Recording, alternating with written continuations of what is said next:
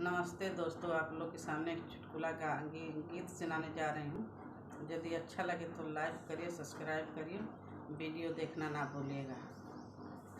दर्द भी कलायन मोलो, कोई दर्दो ना लेला। दर्दो भी कलायन मोलो, कोई दर्दो ना लेला। मम्मी जो रहती दर्द हरी लेती, मम्मी जो रहती दर्द हरी लेती।